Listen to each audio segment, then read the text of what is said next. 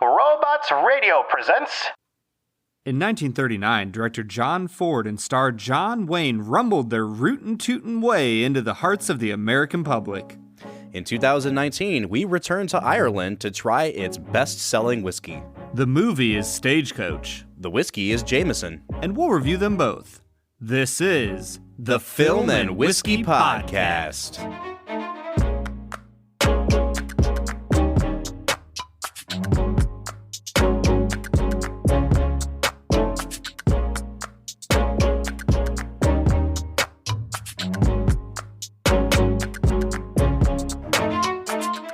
Welcome to the Film and Whiskey Podcast, where each week we review a classic movie and a glass of whiskey. I'm Bob Book. I'm Brad G. And this week we are continuing our tour through 1939 films with the Western classic Stagecoach.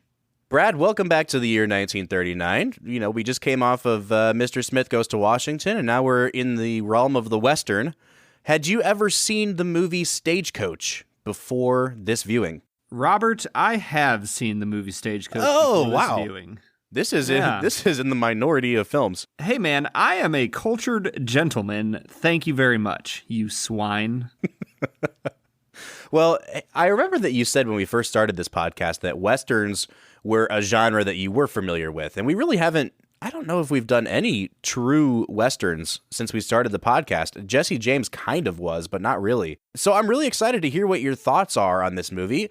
And I guess the best way for us to do that is just to jump right in with our favorite segment, Brad Explains. Stagecoach is a movie about a group of travelers. Honestly, this movie kind of reminds me of like the Canterbury Tales.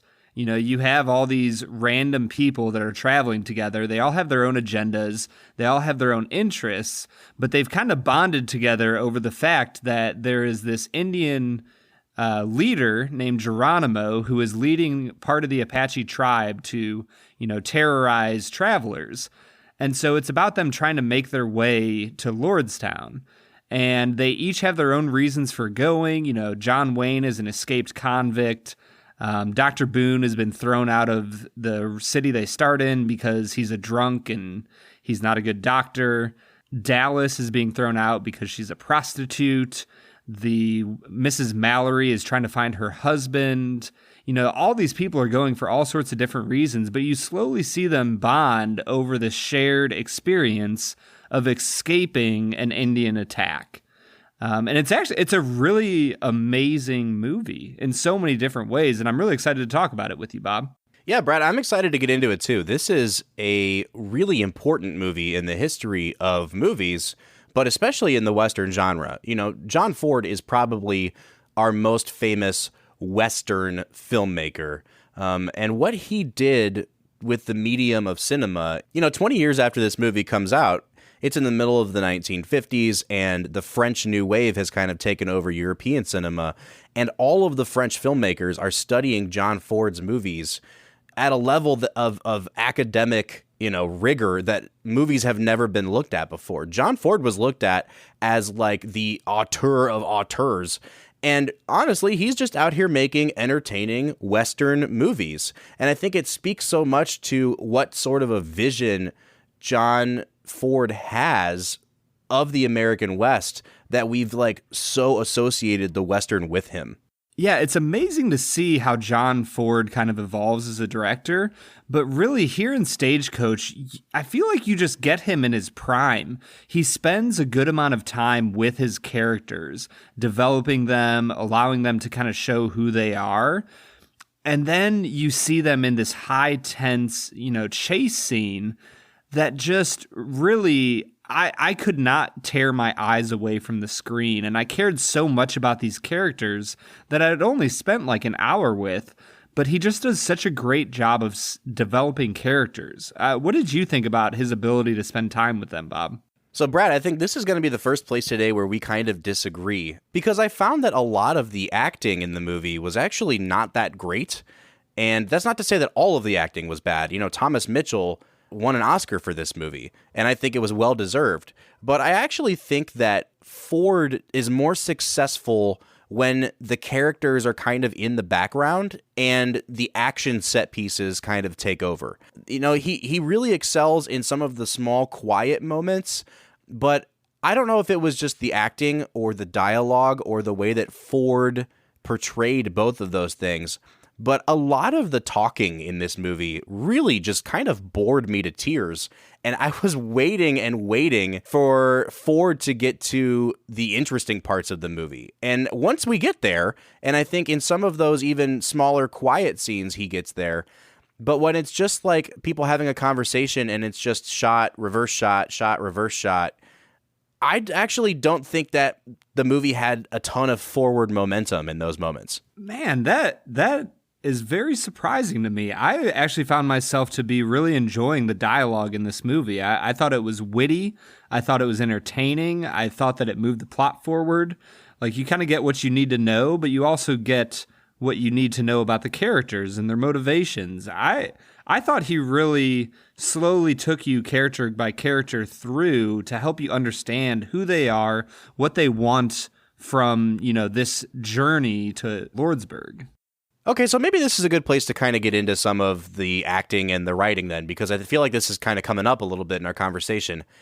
I liked what they did with the characters. I thought that having such a collection of characters from such vastly different backgrounds was really well thought out. I thought that their interactions with each other were really well thought out. The way that some of them change their attitudes, some of them don't. The way that there's these social dynamics at play. It was just... I think for me, it was especially in those early scenes where they're all kind of overacting.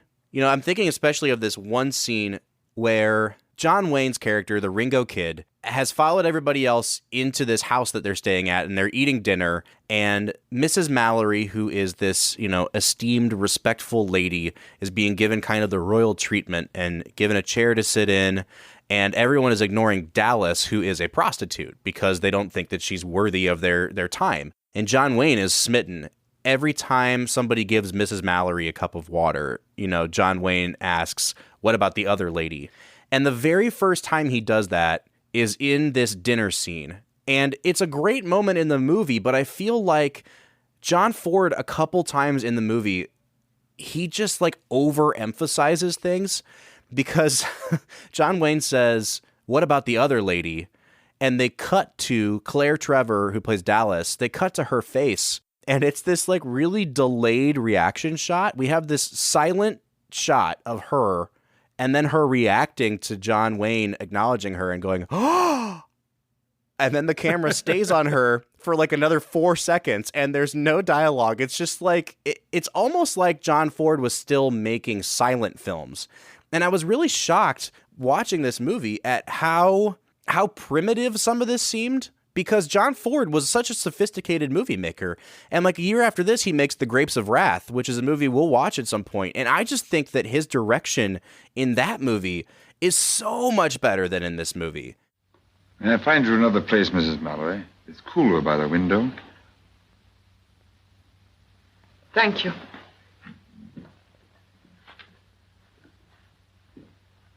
Looks like I got the plague, don't it? No, it's not you. Well, I guess you can't break out of prison and into society in the same week. Please. Please.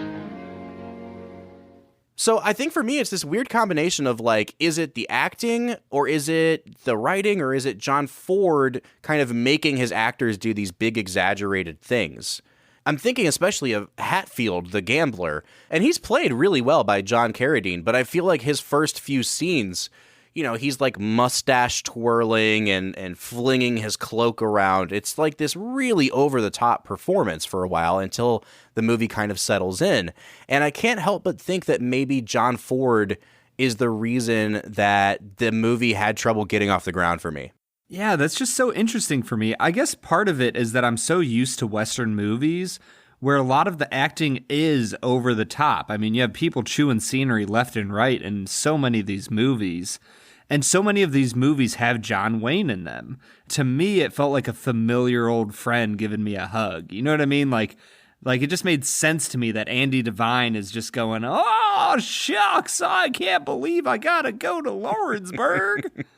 Yeah, for sure. Yeah, and that just didn't bother me. And so I guess I wouldn't disagree with anything that you're saying, but maybe it's just because I've come to expect those types of things that they didn't detract from the movie for me in any way whatsoever. See, I think that's actually a really great point, Brad, and you're kind of giving words to what I've been thinking. I think the fact that it felt so familiar is what did detract from it for me a little bit, because I first saw this movie when I was a teenager, and I loved it. And I still love parts of it. And I think the ending is super suspenseful. I love what John Ford does with that last showdown in Lordsburg. But watching it this time, I was really shocked at how much this movie felt like 50 other John Wayne movies. And how, like you said, you've got Andy Devine, you've got John Wayne, you've got all of these recurring players that come up time and time again in these classic Westerns. And usually, you have those movies that you can set aside as like inferior, and there's a few that rise to the top. And I always thought Stagecoach was one of them. And watching it again this time, I didn't really see that much of a difference in this movie compared to like your standard John Wayne Western. At least not enough to make me think like, wow, yes, this deserves to be considered one of the, 5 best Westerns ever.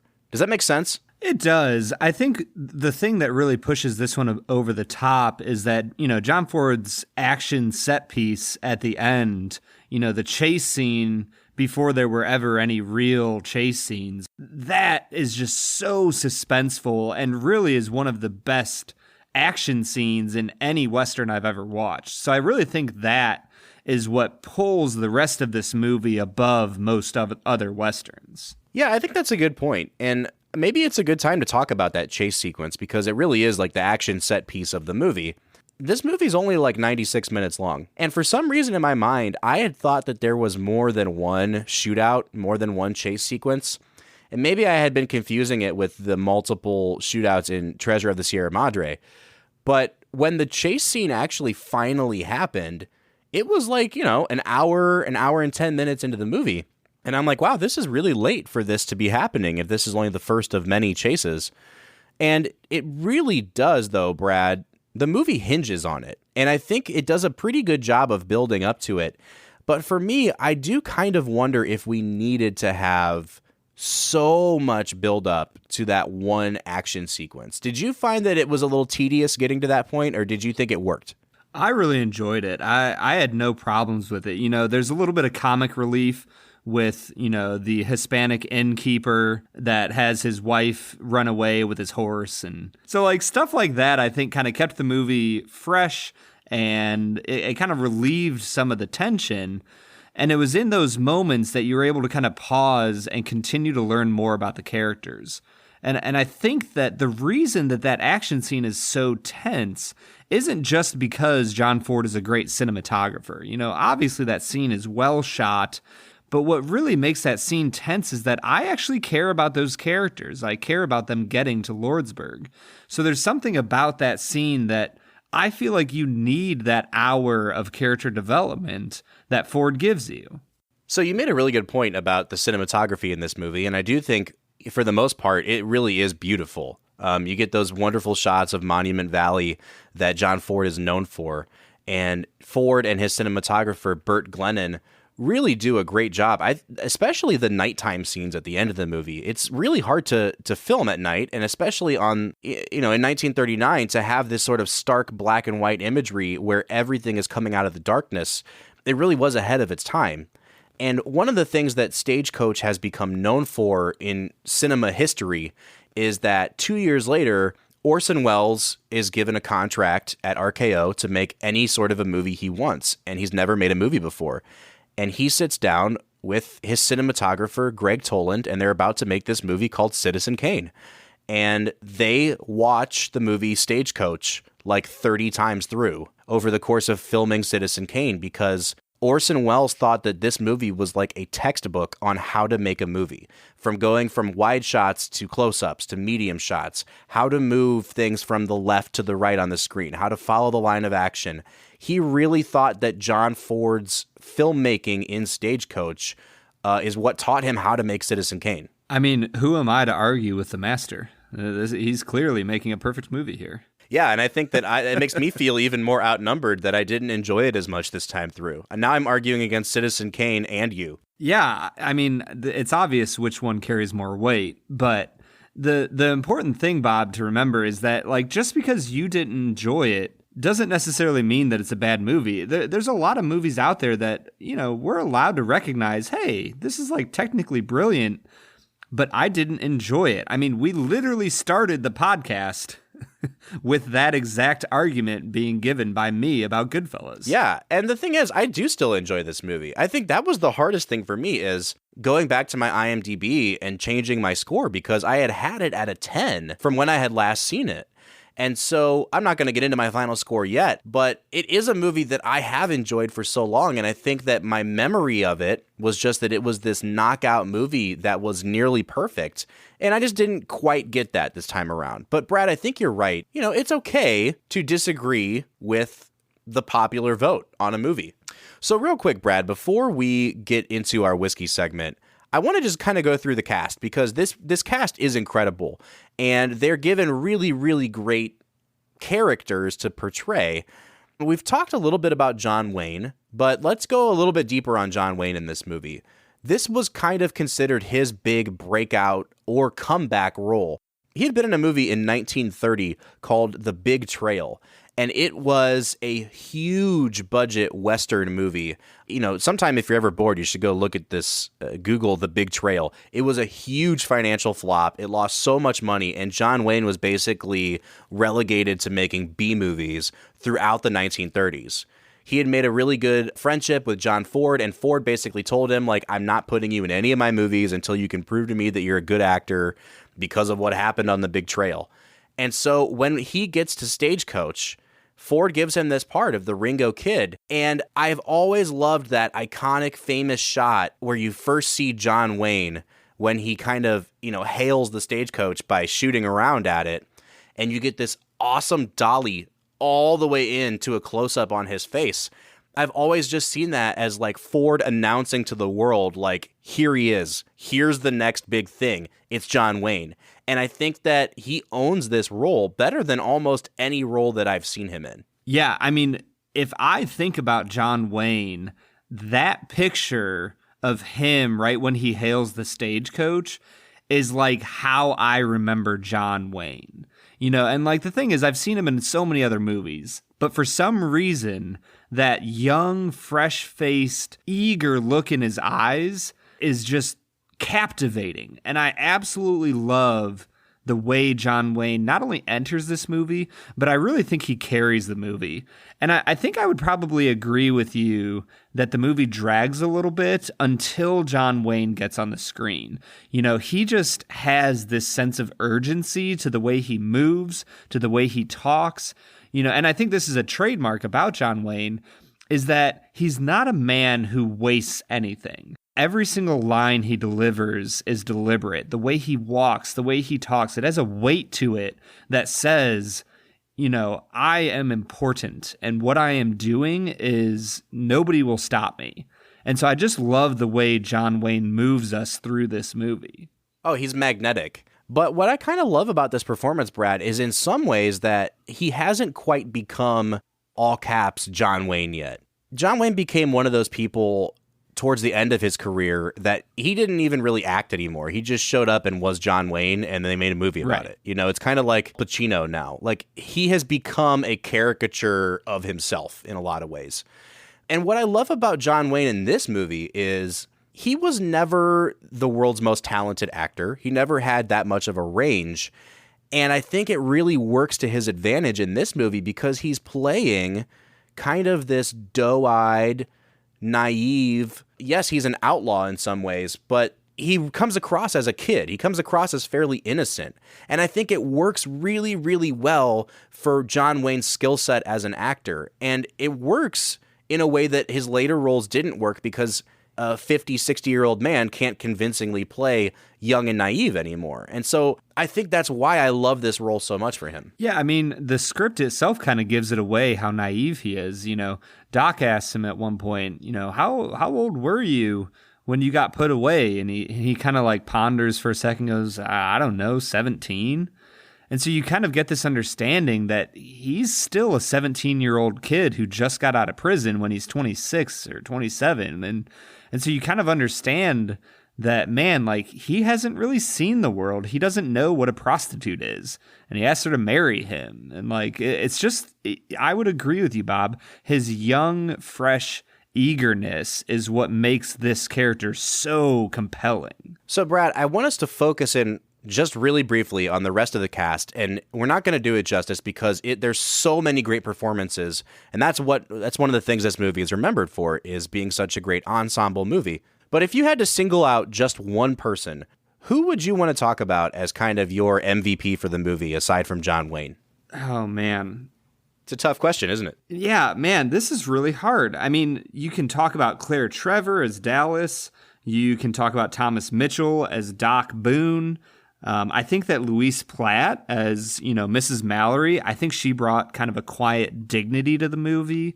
There's so many people in this movie. You know what, Bob? I'm just going to leave this one up to you. I really don't know who I want to talk about. Well, then I'm going to cheat, and I think we should talk about two people. I think that we have to at least mention Thomas Mitchell. He was in our movie last week, Mr. Smith Goes to Washington, and he was fantastic in that movie. He's in this movie, and he's going to be on the podcast in 2 weeks when we do Gone with the Wind.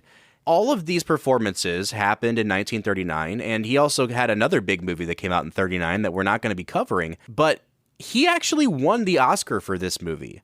And it's even more impressive when you think about the fact that there were so many Thomas Mitchell performances in this year to choose from that this is the one that got nominated, and it carried him all the way to the Oscar.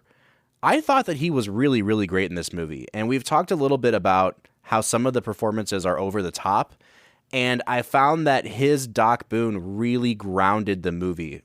Like, yes, he has a couple scenes early on where he's playing it for laughs with his drunkenness, but he's the one that actually brings some seriousness to the role.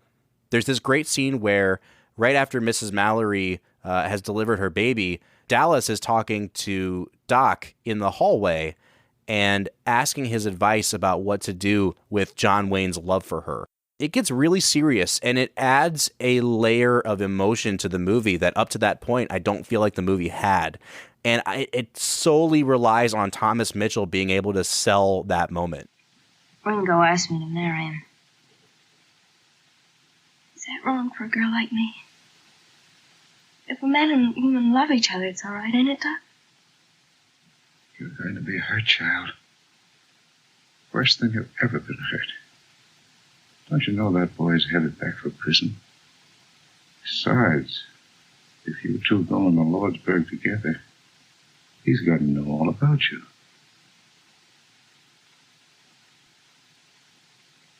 He's not going into Lordsburg. All I want is for you to tell me it's all right. Gosh, child, who am I to tell you what's right or wrong? All right. Go ahead. Do it if you can. Good luck. That would probably be one of the most important scenes of the movie for me. And I love the line where he just flat out says, he goes, "Oh, who am I to tell you what's right or wrong?" And you kind of get this almost introspective glance into his soul where, like, he recognizes the problems that he has, that, he's seen so much and he's a drunkard and, he's probably not the best doctor in the world. And so you kind of get this introspective glance into his soul, and he just says, look, like, I can't tell you anything about that. And it's very revealing, and you kind of understand who he is as a person. He really is great. And then the other person that I think really stood out to me was Claire Trevor as Dallas. In the credits for this movie, Claire Trevor is actually listed above John Wayne because she was a bigger star at this point. And she really hasn't survived, the last 80 years as a huge Hollywood star that we remember. But I really, really loved what she did with the character of Dallas because, again, she grounded her. And she played that character of the sort of put upon outcast prostitute in a way that wasn't drawing attention to itself. And in a movie full of people drawing attention to themselves, I was really pleasantly surprised with how much she got some subtlety across with her performance. Yeah, out of everybody in this movie, I really think that her acting performance might have been the best. she really just conveys a depth of character to herself, and she kind of creates a trope, of like, the prostitute with a heart of gold. And she creates this identity, and you really care about her as a person. I was blown away with her performance. One piece of trivia, Brad. Did you notice who played the young cavalry lieutenant that saw them off on their journey at the crossroads, that waved goodbye to the stagecoach as they went on from the army? Why, yes, I did, Bob. He is a young Tim Holt, our friend from the Treasure of the Sierra Madre. It is a beardless Tim Holt, and he looks very weird once you're used to seeing him with a beard, doesn't he? Yeah, yes, I literally saw him, and I was like, he looks kind of familiar, and then he talked, and I was like, oh, I've heard that voice before, and it kind of took me a few minutes, but I finally realized, I was like, oh, he's from the Treasure of the Sierra Madre. That's Tim Holt. The beard really works for him. He really should have stuck to a beard more often. Oh, for sure.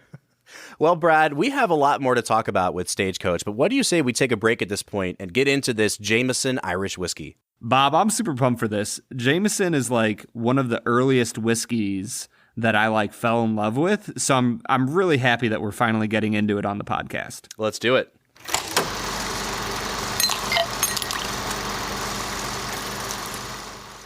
All right, so today we are drinking Jameson Irish Whiskey. Brad, it is kind of refreshing to be able to do a whiskey that's so popular, because I don't really feel like we even need to do any backstory on this. If you've had whiskey before, chances are you've had Jameson.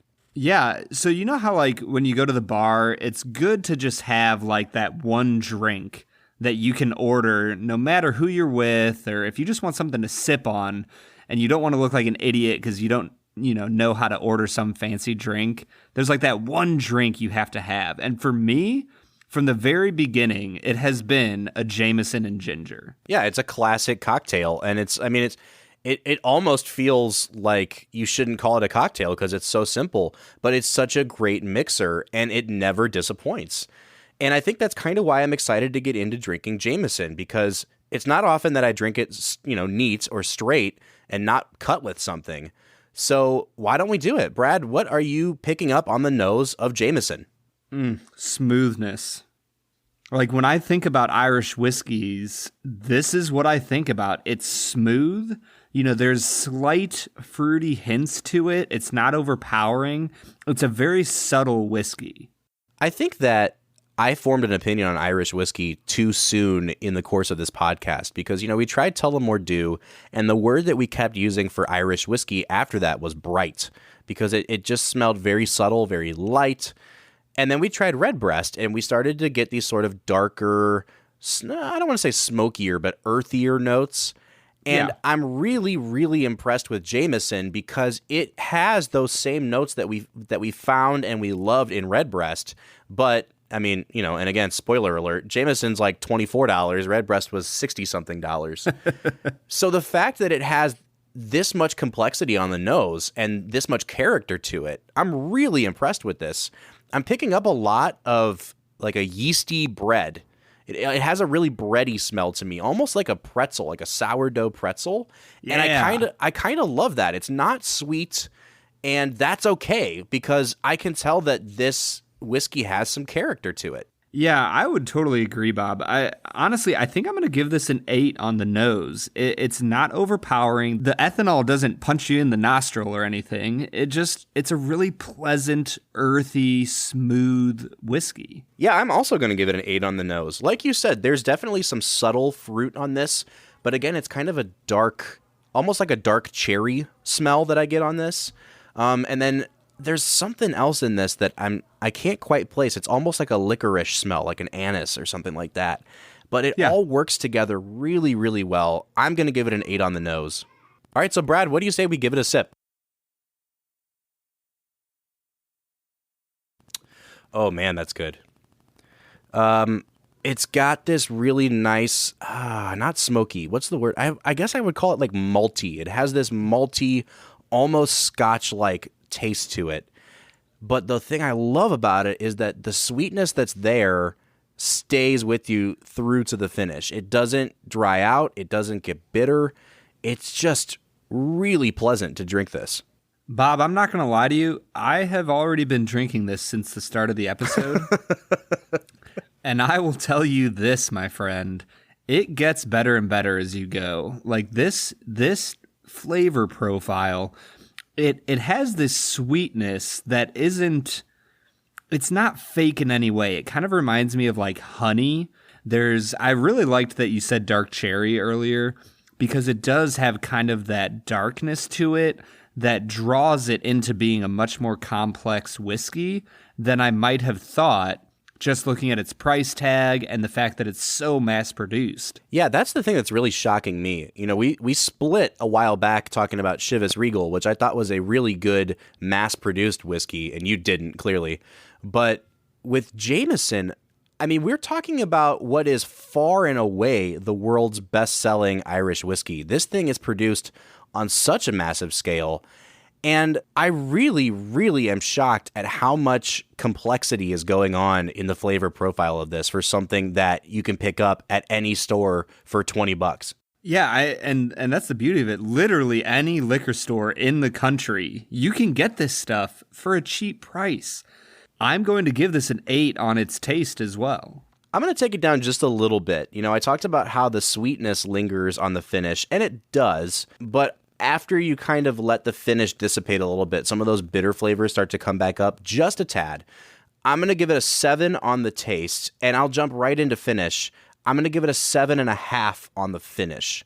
I'm really pleasantly surprised by what this is able to do, how long lasting the finish is. I don't like some of these bitter notes that are kind of creeping back up, but I'll still give it a 7.5 on the finish.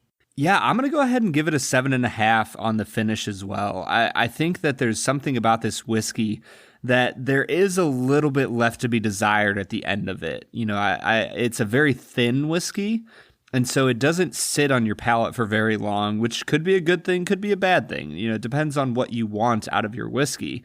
But yeah, I'm going to give it a 7.5 on the finish. All right, so that takes us to balance. Now, this is where we kind of compare the nose, the taste, and the finish all in relation to each other. A lower score means that something stuck out in a bad way, or, you know, it teased us with the nose and then it didn't have anything on the flavor. I'm not getting that at all on this whiskey. I think that it was really consistent throughout. The only thing that I would take away from it is that a little bit of a letdown on the finish, but I think I'm going to give it an 8 on overall balance. I am going to give it an 8 as well. This is an extremely well-balanced whiskey. You know what you're getting into, and you know where you're going with it. It's so well made. So that takes us to value. In the state of Ohio, a fifth of Jameson will cost you $24.99, which is a very reasonable price, especially in relation to the Redbreast that we did just a few weeks ago on the podcast. So Brad, at a $25 price point for a fifth, what kind of a score would you give this on value? Bob, I'm going to give this a 9.5. I can't imagine a company doing much better of a job of putting a price point on it on their whiskey. Brad, I think you're pretty much spot on. And this is where I struggle with the value category, because are we scoring it only in the category of Irish whiskeys? Are we scoring it across the broad spectrum of whiskeys? And I think there's probably still a few bourbons that we can get for cheaper than this that I would choose over this. But this is definitely the best value I've seen in an Irish whiskey ever so far on the podcast. So for sure. I'm gonna give it an 8.5. You know, it's a really good value, especially for Irish whiskey. I do think there are a couple other different varieties of whiskey that have better values at lower price points, if that makes sense. Oh, yeah, for sure. I'm just really impressed with this overall, but I think 8.5 is a very reasonable score to give. So that puts me out to a 39 out of 50. This is one of our higher scoring whiskeys. And again, it's because we factor value into the mix. And an 8.5 is nothing to sneeze at. This is a really solid whiskey at a really reasonable price. Yeah, I mean, honestly, if you look at our tasting scores for Redbreast and you compared them to just the tasting scores for Jameson, we'd come out to very similar numbers. But the reason that my score came out to a 41 out of 50 for Jameson and it did not come out that high for Redbreast is because of price.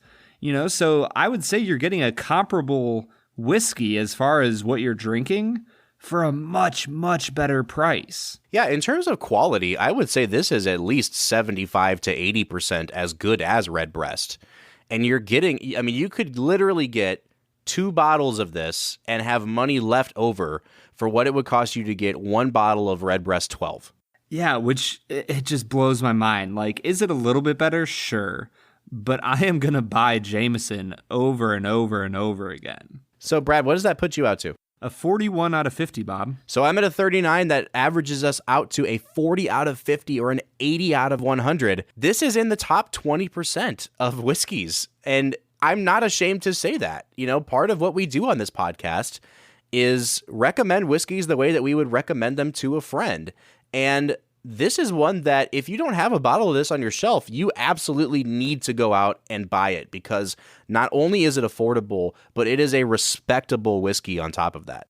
And the beautiful thing is, I will bet you that our listener down in Montevideo could probably find themselves a bottle of Jameson. Oh, absolutely. And that's the beauty of it. It's internationally distributed. We can all lift a glass of Jameson together and toast what is probably the most pleasantly surprising whiskey I have had on this podcast.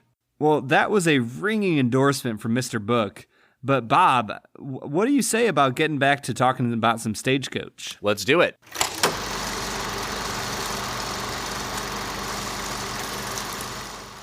All right, so that was Jameson Irish Whiskey.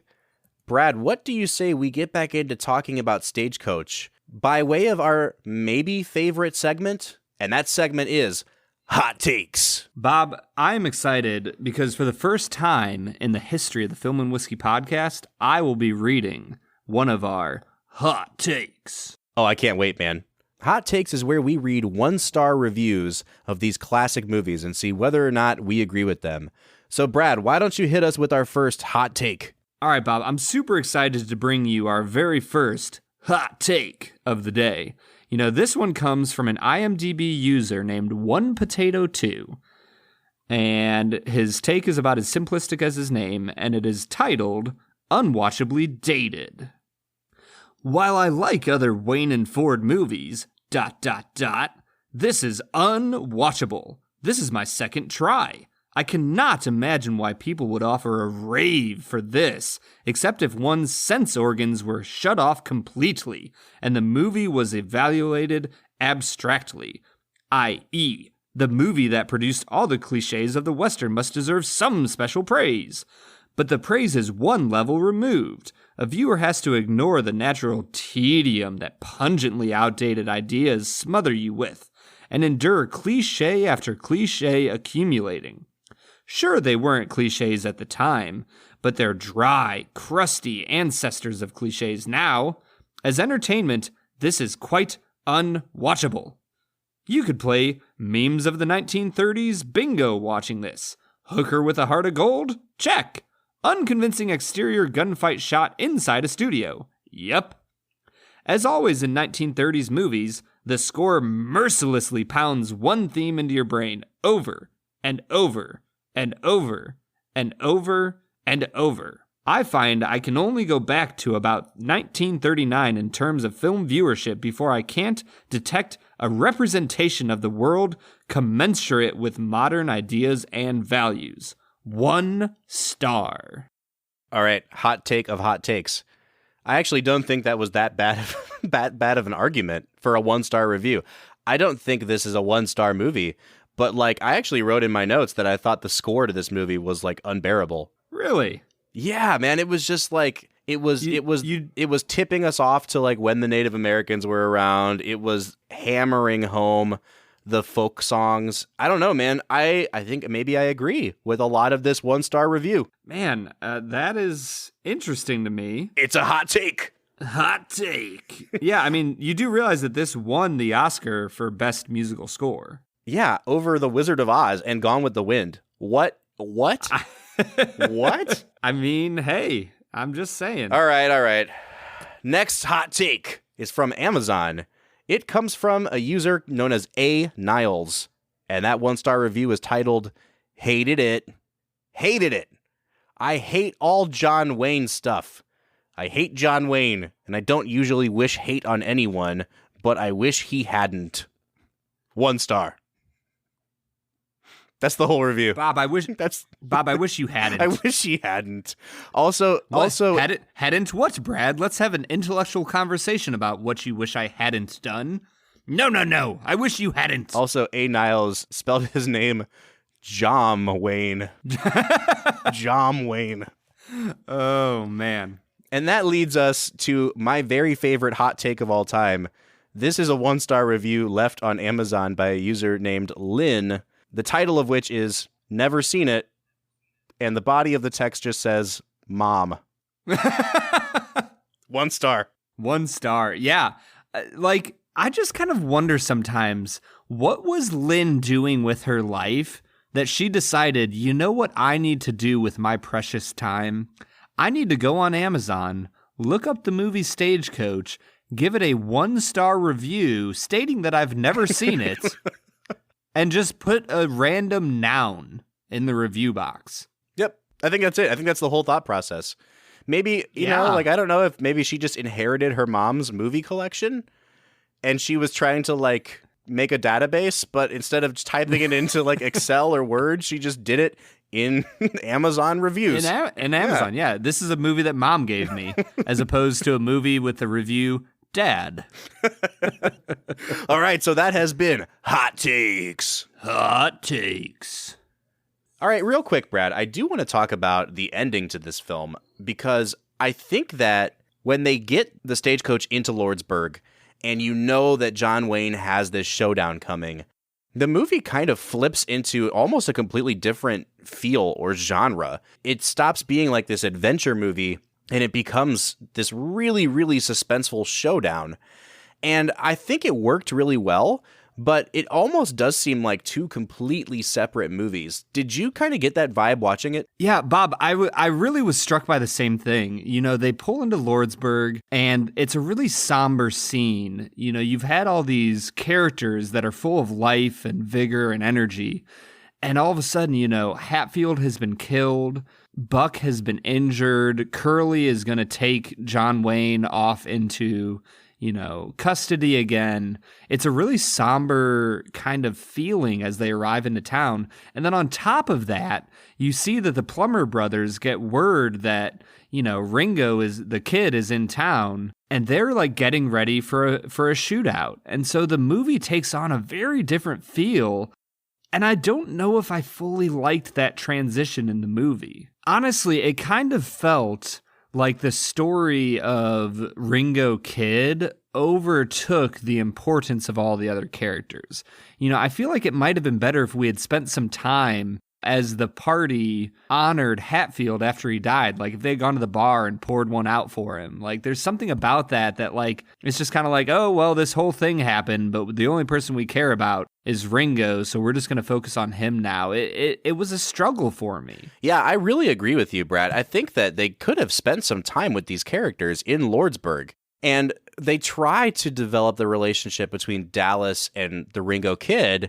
That's in the context of he's on his way to go to this showdown, and she's like, well, I guess I'll walk with you and show you where I live along the way. And it's very weird how they have to shoehorn in these other things because they're so focused on getting to that showdown. And like I said, I really think that gunfight, you know, or the build up to it is great, and it's well done and it's suspenseful. But this movie's only an hour and a half long. It wasn't like they were really needing to cut things out. And I think that was another place where we could have gotten just a little bit more character development. And that may have even helped raise the stakes when John Wayne does go out alone, because you would have even more of a sense of what he's fighting for, what he's trying to return to. But instead, they kind of push all that aside, and we don't even see the other characters really for the rest of the movie. Yeah, and that was disappointing. One of the strengths of this movie is the group of adventurers that the party is together. And it just makes me really sad that at the end of the movie, they just felt I think you said it perfectly, they really shoehorned the other characters into Ringo's story, and they didn't need to do that. All right, so Brad, I do think we should talk really briefly about the treatment of Native Americans in this movie. Westerns obviously are not known for portraying Native Americans in a positive light. And I think that as the years went on and Westerns became kind of the dominant American genre, you saw more and more movies where aggression towards Native Americans, racism, and hatred kind of got amped up. And I've seen Westerns where they only refer to Native Americans as savages, as sort of subhuman, and they use racial slurs. This movie definitely has some of that in it. And I think every time you see a Native American on screen, the music cues you in like this ominous way that you're supposed to think this is a bad guy. But I was a little surprised that they don't really go overboard with that sort of racist impulse. I was going to say, I honestly, as I was watching this, was kind of like, the problem is when you look at the reason why they were doing what they were doing, it was because we had forced them out of their lands, put them into these, internment camps. And I think that this movie did a good job of accurately portraying, like, yeah, there's Indians out there that kill our travelers. And it didn't seem to take a strong position for or against that. Yeah, I think that's a really good point. And I don't want to dwell on it. I do think it was there. I think that there are some elements in this movie that just don't hold up 80 years later, obviously, that are kind of cringy. I think the portrayal of Native Americans is one of them. The portrayal of the Mexicans in the movie, I think, is another. But to some extent, these are the things we have to grapple with when we're watching movies that are 80 years old, and especially when those movies are portraying an even earlier time in American history. It's just something that we couldn't have recorded this podcast and not at least mention it.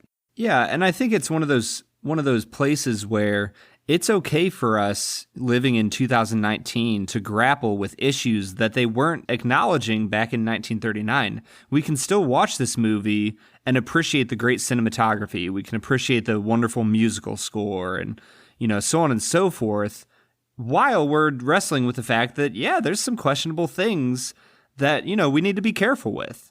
Absolutely. Well, Brad, I think this is a really good place for us to give our final scores on the movie and say whether or not we would recommend it. You already know that I've cooled a little bit on this movie in this most recent watch, but you seem very excited about this movie. And so I want to hear, Brad, what kind of a score would you give it in light of some of these smaller nitpicks we have with it? And would you recommend? I mean, I'll just start by saying I highly recommend this movie. The action scenes are amazing. I think that the character development is really well done. It helps you fall in love with, the group. But I'm going to give this an 8.5 out of 10. I think it's a phenomenal movie. I think there's a lot to love about it. I think there are parts of it that are dated. I do think that the musical score isn't perfect the way that, it won an Oscar for. But overall, this is a really good movie that I really loved, and I'm happy to give it an 8.5 out of 10. So yeah, I definitely cooled on this movie, and I can't say that I would even consider it to be one of the best Westerns anymore. In my notes, I wrote that the ending is pretty suspenseful and it works really well. And then the next line I said, but even this isn't as good as the suspense or the buildup in High Noon. And I think that this movie, in the history of films, is important because of what came after it and what it inspired. But going back to it now, it just doesn't seem to hold up as well as I thought it did. And I actually came all the way down to a 7 out of 10 on this movie. I do think it's a good movie, and I would recommend it. It's definitely worthwhile. John Ford, when he gets to just be the director and have an action sequence, and he employs these awesome dolly shots throughout the movie, the camera moves beautifully. I do think it's a great sort of textbook for a movie, but it doesn't hit the highs of some other Westerns in the genre. So for me, it's a 7 out of 10. Man, I'm really surprised by that. I kind of play a game with myself throughout the episode of like, what is Bob going to give this movie? I thought you were going to give it a 7.5 to an 8 out of 10. Yeah, I thought about a 7.5, and I think, given some space, I might bump it up to a 7.5. Maybe when we do our rankings at the end of the season, Brad, it might move up a little bit. But for now, I walked away from this movie after this viewing, and the feeling that I had more than anything was just disappointment. And it just didn't seem to live up to what I had remembered it being in my mind. And I think that is definitely influencing my score. Yeah, but in the end, Bob, I could give a rip about what you think about the movie, because Film and Whiskey Nation, I want to hear what you have to say about this movie. So please, give us your feedback on the movie Stagecoach. Have you seen it before? What kind of a score would you give it? Bob, where can they find us on social media? They can find us on Instagram, on Twitter, or on Facebook at Film Whiskey with an E. And you can also give us a call. We have a call-in line. Call in and, tell Bob he's wrong for giving us 7 out of 10, or perhaps you'll think that an 8.5 is way too high. Our phone number is 216-800-5923. Once again, that number is 216-800-5923. Next week, we will be back for your Thanksgiving holiday, continuing our 1939 series with the film that reminds us that there is no place like home, The Wizard of Oz. For the Film and Whiskey Podcast, I'm Bob Book. I am Brad G. We'll see you next time.